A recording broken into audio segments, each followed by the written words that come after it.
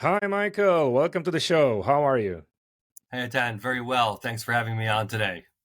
Great, Michael. You are a lot of years in the retail and e-commerce business. You're a top 100 retail influencer for Rethink Retail, author of two books, bestsellers actually on Amazon and Wiley, right? China, Super Consumers, and the New Retail Revolution. Maybe you have like probably 2 decades of perspective of what's going on in retail and e-commerce. What do you see now happening in the market that is really different and reshaping the industry? Yeah, I think what we're seeing today from a macro perspective is we've all been through now, over the last 20 years, the process of digital transformation. Um, Certainly, retail has been digitally transformed. Hmm. E-commerce had a lot to do with that. But every aspect of doing business globally as an enterprise or a startup, how you go to market, how do you market yourself, from research and development through the store shelf, through reverse logistics, everything's been digitized. So we've gone Yeah. through that transformation. And part of that transformation was the disruption and changes that e-commerce and digital commerce forced upon the wider retail environment. Hmm. I think what we've seen now is retail is going through another transformation. Um, but in this case, I think it's more that e-commerce itself is being disrupted and transformed, much in the way that e-commerce disrupted and transformed the wider retail industry over the last 20 years. That's Hmm. really key. Wow. So, what do you see now happening in retail? What are the major transformations? So, I mean, we can look at it, and by the way, I want to be clear about when we talk about retail. Hmm. When I use the term retail, I mean any environment, channel, or consumer touch point where there's an opportunity to exchange goods and services for money, right? Okay. Selling one to one. So to me, anything that's not wholesale is retail. We talk so much about direct to consumer. Direct to consumer was a new concept for e-commerce a decade ago, Hmm. but any brand that has a store that's mono brand, you're selling direct to consumer, right? So it's Sure. it's Yeah. it's not as new a phenomenon as people Yes. think it is, right? Hmm. Um, and so I think we have to be clear that over the last decade, a lot of people have used the terms retail and store, physical store, interchangeably. And they're Okay. not the Yeah. same thing. So we had all this talk in the last decade about the retail apocalypse. Hmm. And there was no retail apocalypse. In fact, it was quite the opposite. Yes, were tens of thousands of physical stores around the world closing? Yes. Hmm. Okay. But at the same time, retail became everywhere. It became ubiquitous, right? So now you've had two traditional channels, online and a physical store, turn into 12 or 15 channels, right? So now influencers are retailers. Um, you know, uh, Shoppable video, you're a retailer. Hmm. There are 10 different physical store formats. There's social commerce and down the line. So we want to be clear that what we've really seen, I think, is a retail renaissance, certainly non-apocalypse. And part of that transformation was, yes, a lot of the old, boring, middle of the market, underperforming retail chains that didn't see or embrace the future went the way of the dinosaurs. Okay, so what's happening now? In particular, I think there are two things. One, we're seeing in-store tech really rise and make the experience of being in a store better. And then I also think we're seeing a transformation in e-commerce itself. Hmm. And this transformation, necessity is the mother of all invention. This transformation is coming about simply due to the fact that shopping online, conducting e-commerce as a consumer has not changed much in the last decade, right? So all the Yeah. billions and trillions of dollars that have gone into digital commerce and consumer experience and most of that money has got into the digital advertising industrial complex, but that's a whole other subject. But what's the bottom line? You still kind of buy online the way you did 10 years ago. It's a flat two-dimensional screen. You scroll, click on a picture, scroll, click on a product description, scroll, maybe put something in your cart, and maybe check out with it, right? So after all this time, all this money, all this creativity, this latent creativity, e-commerce hasn't changed much. And conversion rate didn't change as much as well. Exactly. And so none of that has improved conversion rates, right? Yes. You're still celebrating with a bottle of champagne if you hit a 2.3% conversion rate Correct. on your website. And by the way, cart abandonment rates are still 70%. Very and look, high, yeah. Listen, and we can, account for the fact that some people use their cart as a bookmark system. We get that. Like favorites, right? Yeah. Right. My favorites. But even taking that into account, abandonment rate should not be 70%, right? If every physical store worked off the principle that only 3 or 2.5 out of every 10 people who walk through the doors bought something, you go out of business very quickly. Sure. And so how does this show up? It shows up in the economics of e-commerce. The cost of consumer acquisition is higher than ever. The cost of logistics, fulfillment, reverse logistics, it makes it very hard, whether you're a D2C company, a startup, an established brand, an established retailer, it makes profitability in e-commerce very difficult. Yeah. So those are what are forcing the change in e-commerce to evolve from e-commerce into immersive commerce. Yes. Now that's a very, very interesting topic. But before we dive into this topic, let's spend a few more minutes on this online versus offline, because what we see in China, for example, is I think it surpassed digital. So most of the transactions are happening online, where in the US, in some industry, it's even less than 20% of, let's say in the furniture industry or rather this more of a mature industry, more than 80% of the sales are happening offline. So you talk about renaissance of retail, right? So post-COVID, during COVID, obviously the explosive of e-commerce transactions, those transactions keep growing, right? Every year, even post-COVID pandemic era. But then again, it's not increasing the share of overall retail businesses, right? So people like the physical interaction, I believe, like to go to store, they like to make the purchase locally. So how do you see those differences? Now, I know you have a lot of China background. We'll talk about it as well. But do you see e-commerce versus overall retail businesses growing, or do you see any dramatic change versus China? Few more pieces of information. We see latest announcement from Costco closing like 1/3 of their locations in the US. So they have probably like 500 locations, closing more than 150 locations. It's very difficult to run such a business, right, with such a low margin. Yeah. Right. So, I've spent more than 20 years doing business in Asia, in China in particular. I was living in China when Alibaba introduced Taobao, which was China's first e-commerce. And you said I had, at the beginning, more than 20 years of experience.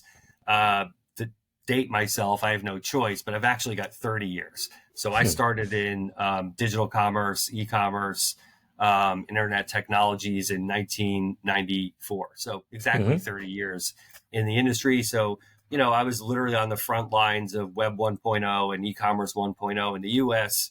And then when I was living in China, I was there for Web 1.0 and e-commerce 1.0 in China, which has given me an incredible perspective to see how the two largest economies in the world developed their digital commerce and retail businesses over the last 30 years. The big takeaway was China embraced the integration of online and offline fully and completely years and years ahead of the West, number one. And number two, China, as you said, in some categories, digital accounts for anywhere between 40 and 70% of purchases. And so why is that? What was the difference? Listen, there were some things that China had. Ironically, what helped there was not what China had going for it. It was what China didn't have, right? So if we go back to the early 2000s, before the e-commerce boom in China, most people didn't own a smartphone. The traditional retail infrastructure was stuck in the 18th century. And so, banking, they didn't have traditional banking the way we did. People were at that time, I remember in 2004, watching people go into a car dealership and pay for a new car with a duffel bag full of cash. Yeah. Yeah. So what did that mean? It means almost really serendipitously at the same time, digital banking, digital payments, smartphones, and the lack of retail infrastructure came together and created a fresh slate for digital first to be the path to the future. Yeah. And then the giants like Alibaba and JD and others initially really perfected how to integrate online, offline technology, supply chain, and content to create a total ecosystem, a total retail, services, and consumption ecosystem. Yeah. And so that is why in 2019, my book was published, The New Retail, Born in China, Going Global.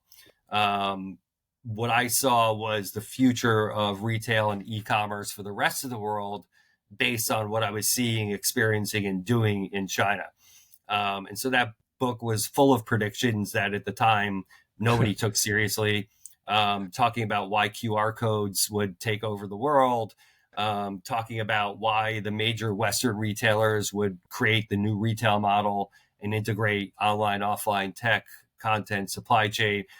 We could go on. And you look back after 5 years, and I've had most people tell me probably 80% of what I said would happen in that book has come to fruition.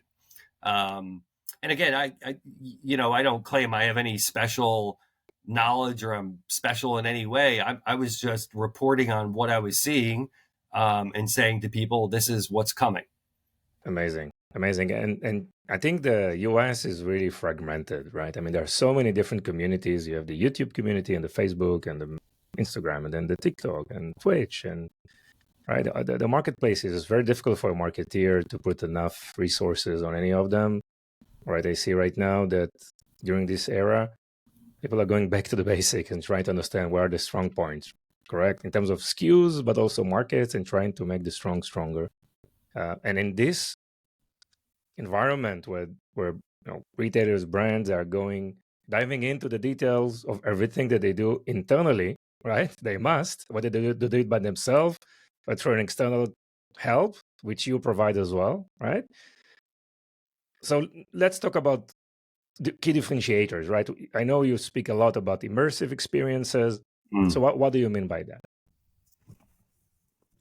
So the way I define immersive commerce, and I differentiate that from immersive experiences, right? Building immersive experiences is part of the road that's going to take you to the destination, right? Ultimately, what we mean by immersive commerce is, and by the way, and this holds true as much for digital commerce as it does in physical store. Okay. And we'll circle back to that. But essentially what we're saying is, let's start on the screen. As we said, right now, buying online is still flat, two-dimensional, scroll, click,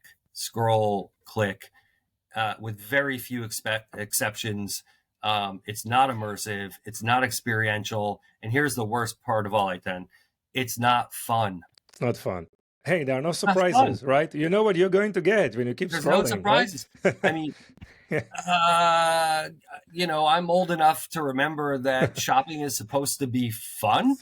Yeah. And whether it was going to the mall with friends, or going, a woman going with her girlfriend to the local department store and having lunch at the in-store cafe and shopping and socializing and gossiping, or walking into something like the Lego store, which today, right, you want a good example of who does great immersive commerce, both in-store and online, right? But so with most e-commerce, I'd say 85 to 90%, there's no fun involved.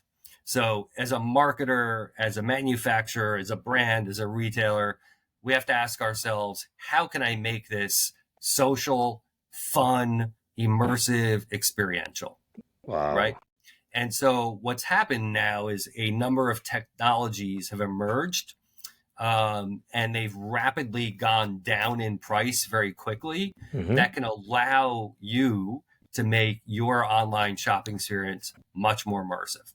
So what do we say some of these elements are? We're talking about the ability to do 3D product images, Mm-hmm. right? What's cooler, looking at a flat two-dimensional picture, or clicking on it and being able to manipulate it, turn it around, see it on all sides, and then click through one by one? I want to see this person green, blue, yellow, all in Mm-hmm. one, right? Yeah. Okay, well, everybody would want that, but why didn't we have it before? Because adding all of that bandwidth to your website would mean it would take 10 seconds to load, Mm-hmm. and you'd lose 90% of your clicks just while they're waiting for it to load. Well, Yeah. guess what? Now there are companies out there who, through AI and powerful computing, are able to shrink that 3D picture size down to the bandwidth of a static traditional picture. So that's one example. Other examples are live streaming commerce, shoppable video, um, quizzes, gaming, Yeah. treasure hunts, gamification. And by the way, a lot of these things that I'm mentioning here are not new in 2024. They've been around for a while, but they haven't been embraced. They haven't been embraced by people selling online, So this is right? probably because of they were like too high in terms of cost and required a lot of resources for the website to handle, right? Like the I traditional think hands on. some of Yeah. it was perceived cost rather than Mm-hmm. actual. Yeah. I think some of it was the fear that if I start doing this, as we say in the computing world, I'd have to do a rip and replace. Yeah. That I have to yank out my tech stack and replace it with something new and revolutionary. I think that certainly, has been a concern, in addition to price. And But some of it's it not the is just, case, right? It's not the it's case. not the case. Of And some of course. it is just pure lack of imagination Yeah. and the willingness to embrace the new. I mean, all the big news in retail the last 2 weeks is, Macy's closing another 150 stores, and they're going to Mm-hmm. shrink store sizes. And listen, at the end of the day, not just Macy's, but a lot of the legacy retailers, they ended up where they were because they just refused to embrace the new. Yeah. Too Yeah. many vested interests, too many stakeholders with something to lose, and you end up, frozen in time. Yeah. But coming back to, immersive commerce, it's all there now. And so what we do and what we talk about with people is really, kind of taking a step back and assessing where you are on a digital commerce maturity index.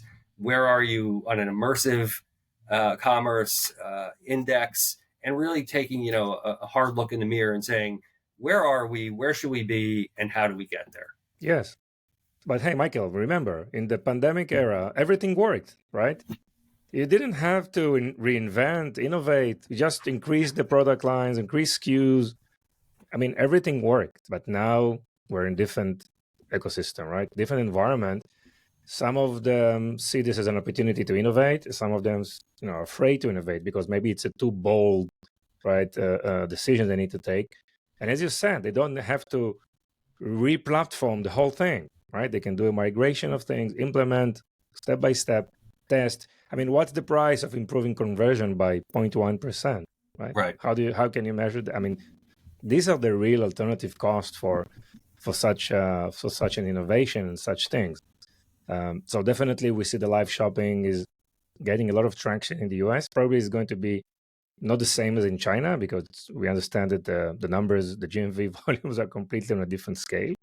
But still, it's indeed becoming like an important strategy or marketing element in most of the brand and retailers. So it's definitely on the right direction and making things shoppable again, not just on the small device, but also on the big screen.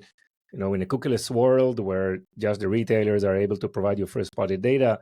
So retail media and CTVs, right? Amazon Prime advertising packages and Netflix advertising packages, QR code, everything that you've been discussing a long time ago and are taking shape. And I think 2024 is going to be an amazing year for innovation and new things that are coming into the picture. But before innovation and immersive, you talk a lot about the big five, right? Which is kind of probably the foundation of any infrastructure. You want to talk more about that?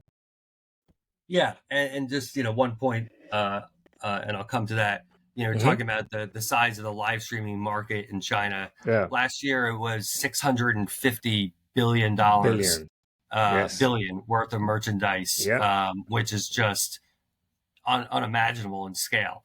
So if we were looking at the U.S. market, we don't ever, will never get to that level in any Western market, sure, right?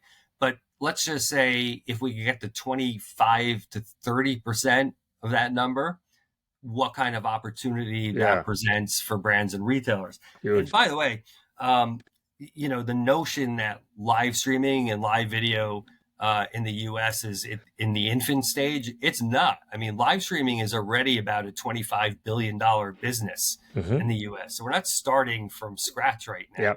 So if we get to 30% of that 650 billion, all right, now we're talking, sure, $150 billion in the next couple of years. So, yes, yeah. So when you talk about the big five, right, the context for understanding the big five is that retail takes place in three types of silos today. Three kind of, if you put it, mega paradigms. The first one is habitats, right? So what we used to call channels, we call habitats. Because if you're working to build an ecosystem, you're not building channels in an ecosystem. You're recognizing there are different habitats to play in. mm-hmm. Okay, and every habitat has its own climate, its own creatures, its own natural processes, and that's important to understand. For a marketer. So the first one is habitats, and we define that by saying there are physical habitats and digital habitats, and you need to understand what all of the available habitats are for you Mm-hmm. to have a selling action, right, or consumer action. That's number Yeah, one. So it could be everything from a big box superstore like Walmart to a digital D2C startup to anything in between. mm-hmm. So you say to yourself, what's available to me and ideal for me from a habitat point of view? That's number one. Number two is what we call ecosystems and marketplaces. They're not the same thing. A lot of the big ecosystems started out as marketplaces like Amazon. Mm-hmm. A lot of the ecosystems started out as traditional retailers like Target and Walmart and Home Depot. But the difference is once you move from being a marketplace to an ecosystem, you do that by integrating the big five. So I'll come back to that one. But we can recognize for now that, places like Chewy for dogs and Zappos for shoes, those are marketplaces, right? Mm-hmm. But Amazon and Walmart and Target and Alibaba are ecosystems. Yeah. Okay. And then the final one is the one that people probably know the least about, but I think could really be a game changer in the future is what we call P-commerce, platform commerce. And we define that as a community that was built to incredible scale, that when the community was being built had no concept of integrating commerce or retail into it, then discovered, wow, we should probably integrate Later, the retail and later commerce. stage. Yeah, Hmm? at the later stage, they discovered Yeah. it's And smart to so if integrate we look commerce, at, right? Yeah. right. So if you look at Netflix is a community of hundreds of millions of people who go there for Yes. entertainment. We look at Twitch, which is a platform for gaming. If we look at Roblox, Roblox, YouTube, Minecraft. Yeah. well, you could go right. You can Minecraft. You go to all these platforms and you say, what are the possibilities for conducting commerce within these platforms? Yeah. And I think that if you're going to look where exponential growth is going to come from in the next 10 years, it's going to come from some combination of platforms and live video, right? Mm-hmm. That's the future. Okay. So we accept that there are these three paradigms. You've got habitats, you've got ecosystems and marketplaces, and you've got platform commerce. Okay. So if you're a brand, a retailer, a marketer, a manufacturer, where do you start? You start with the concept of the new retail model. And the new retail model is where the big five come in. How do you integrate online, offline technology, supply chain, and content together?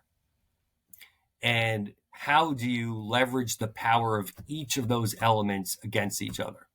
Because you will have a very hard time being a profitable retailer or profitable D2C or a profitable e-commerce company without integrating, right? So the antidote to low margins and low profitability rates in both environments is integration of those. Mm-hmm. So that's number one.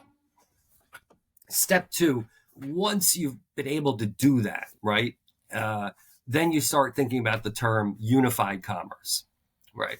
And so unified commerce is still a relatively new term to most people. I started writing about unified commerce 7.5 years ago, and I've taken a lot of flack and arrows and heat from the industry from people who just don't understand what unified commerce is. So let me be clear for your audience. Yeah. The most common term in the industry is omni-channel. Omni-channel strategy, omni-channel operations, omni-channel. Okay. The question I have is, what is the difference between multi-channel and omni-channel? Most people don't have a answer for that because the answer is instead of one or two, you're selling through multiple channels. Okay, that's great. Mm-hmm. And that's an important step. And we can accept that, a company who was only D2C starts selling wholesale to Walmart like Harry's Razors. Great. Yes. You're multi-channel. Okay. The real trick is how do you integrate all of your consumer-facing habitats together with all of your consumer-facing marketing channels and then put that together and create a unified data, unified tech, unified seamless experience for your consumers. Yeah. That's the difference between unified commerce and omni-channel. Interesting. And then finally, sorry. I'm sorry, go ahead. No, go ahead. It's okay. I was saying, then immersive commerce rides that wave of the new retail model and unified commerce to say, how can I use immersive experiences to be the connective tissue in my unified commerce world? How can I use immersive tools and technologies and habitats to increase conversion, to increase AOV, to ensure LTV, and how to use that to lower my cost of consumer acquisition?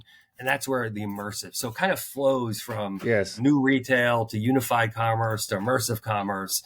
And if you look at the companies who are doing the best out there today, to one degree or another, they've adopted this philosophy. And as you said later, and I'll let you go from here, but I don't want anybody listening to think that this is something you do in a month or 3 months or even a year. It's something you build incrementally. You don't have to implement everything at once. You don't have to rip and replace your tech. What we're talking about instead of rip and replace is digital enablement. Take the tools you have and enable them to do the things that they're really capable of and add in layers where you need it. Yes. So most of the businesses, right, retailers, brands, they operate in silos, right? You have an expertise on supply chain, you have an expertise on marketing, right? You have expertise on operation, and they have their own tools and they have their way of doing things. So there is a term, it's called sad silos, right? Yeah. So what you're saying, we need to move to a unified architecture where data is being shared is like a broader overview of everything that happens back end to front end, correct? This is one layer. Absolutely. It's unified thinking, unified direction, unified operations, unified strategy, right? All of that's got to come before unifying the commercial touch points, before unifying your marketing. You've got to get the mindset first, right? And after that, anything's possible. And in this process, let's call it digital transformation 2.0, whatever, obviously implementing AI, cost reduction processes, looking at your staffing and the entire processes all together, right? It's also probably cultural change. Once you have that in place, you can then build the foundation for more immersive, video-based, shoppable, like interactive type of like future-proof e-commerce storefronts and performances, right? And KPIs to take it to the next level. Yeah, but I also want to be clear that it doesn't have to be a purely linear path. Yes, Meaning, if incremental. it takes Yeah. some time, to build up the buy-in Yes. from your leadership, that doesn't mean you can't implement shoppable video or 3D or AI. Like those are things that you can implement Sure. as you're As building the you're building journey, it. Yeah. for sure. What I can tell you is, we've worked with a large, significant number of Fortune 1000 retail, brand, and CPG companies over the last 5 years. And we've literally seen magic happen when our recommendation to make sure something as simple as put your IT, your sales, and your marketing people in the same room twice a week. Wow. Yeah. And that sounds simple on the surface.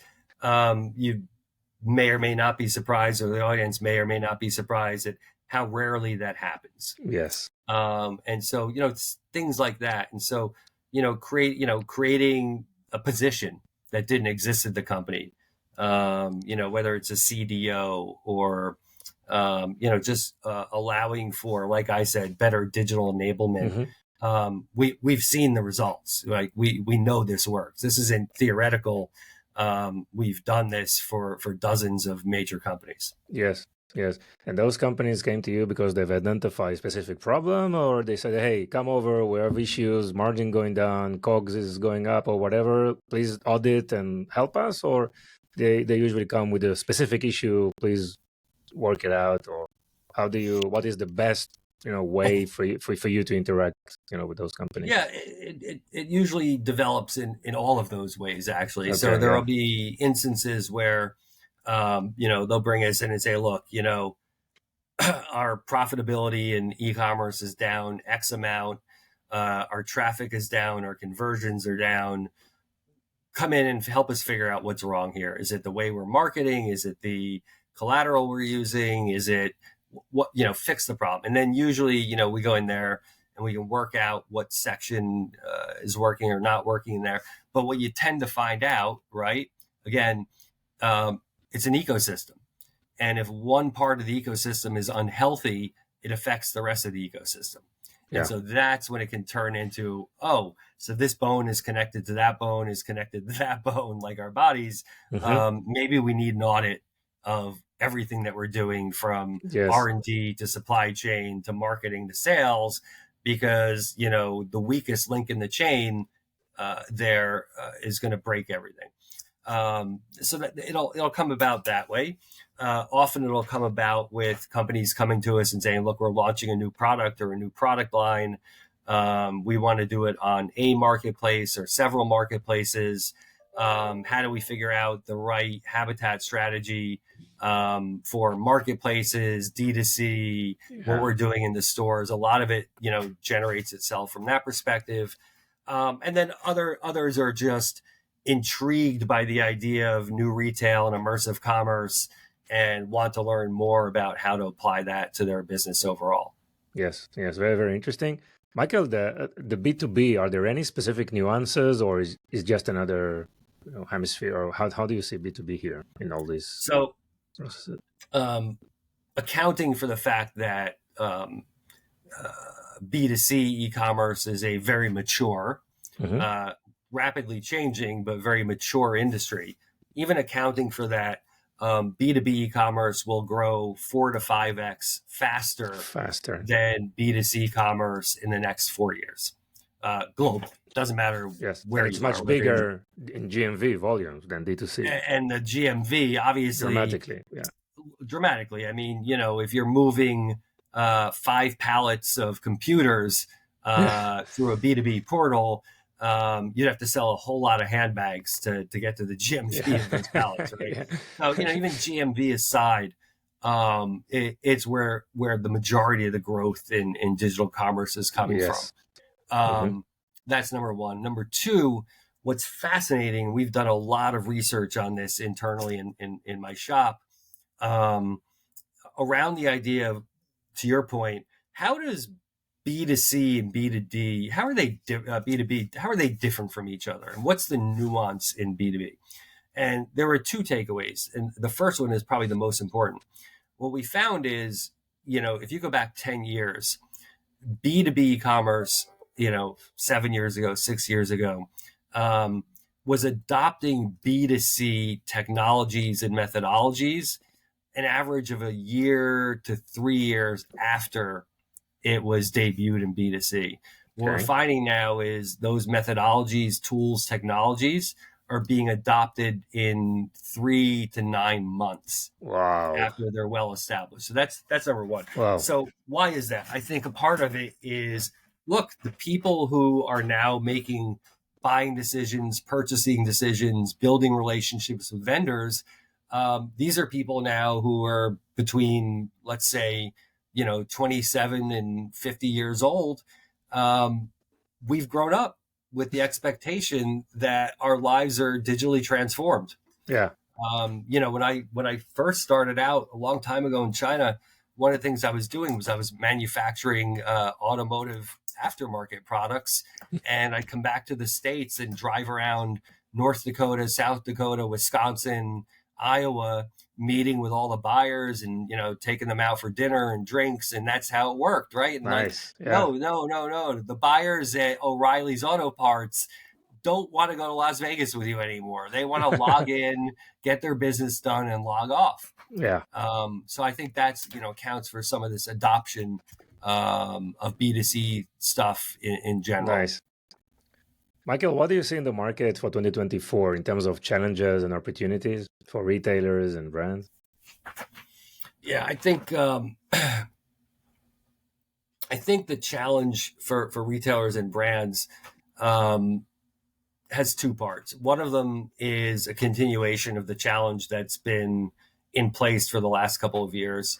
You talked at the top about the post-pandemic, when look, it didn't matter really what you were doing. It was just get more stuff online, Yes. and More, and more, you're more, more on every right. part. And Yeah. now, where did that leave a lot of companies with incredibly high amounts of inventory, low sell-through rates, increased capex and opex, and right.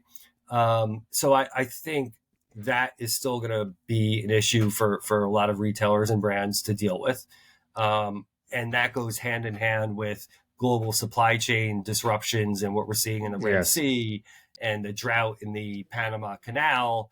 There's going to be a lot of, I think, supply chain and logistics disruption that'll continue. But these things, if you're well prepared, can be worked out.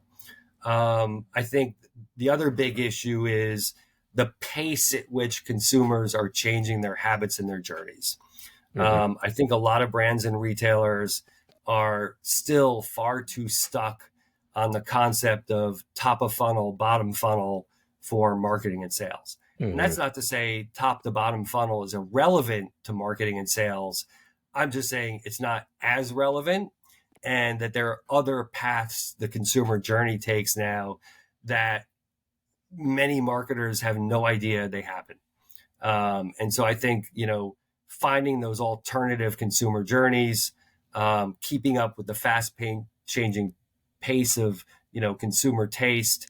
And then, like I said, if most brands and retailers don't take action soon, you're going to see a further consolidation of For sure. purchases in a handful of companies that's going to hurt everyone who's not one of those 7 or 8 big companies. Yes. Yes. Companies realize that, cash flow, which they aggregated, accumulated from the pandemic, is not really a free cash flow they can use, right? It's mostly sunk into buying additional inventory, Yep. and it's quite challenging financially. Some of the opportunities that you see?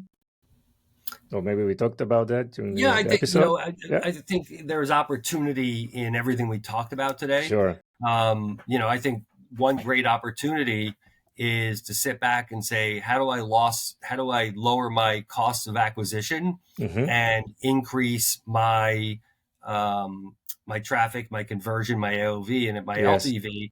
And the answer is there are tools, technologies, methodologies, and strategies that are there sure. to do that. So I think that's one opportunity. And like I said, I think the other opportunity is twofold. Like what we talk a lot about with our clients is one, how do you adjust to a world of ecosystems? And how do you figure out where you can play best in those ecosystems? Mm-hmm. How do you look at Amazon? How Yeah, do you look at marketplaces? How do you look at Walmart and say, how can I leverage those ecosystems for my gain? While at the same time looking inward and saying, how can I simultaneously build myself my own scaled mini version of an ecosystem? I think that's a nice. huge opportunity that's untapped. Michael, you've done so much in your career. You've been an executive, an investor, a consultant. You do so much. What are you proud of in your career?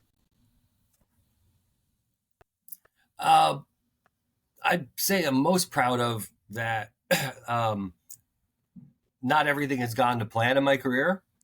And so, two things: the ability to quickly get up off the ground and say, what's next?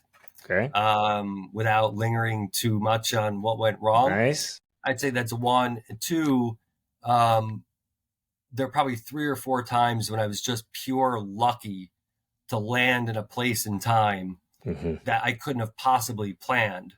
But to make something of landing in that time and opportunity. Yes, So whether it was, getting into the internet world in the mid 90s or landing in China in the early 2000s or, ending up in a lot of supply chain work in the 2010s. So I think those are the two things I'm most proud of. And the final one would be just always 30 years of unwavering integrity and helping other companies do better. nice. Probably number one. Great, great. So thank you for sharing that. And Michael, we're in the fun fact part of the episode. Uh-oh. Okay. I don't know if I'm a very fun guy, Eitan. I don't know. But fun fact. Try hard, please. That's your Oh, chance.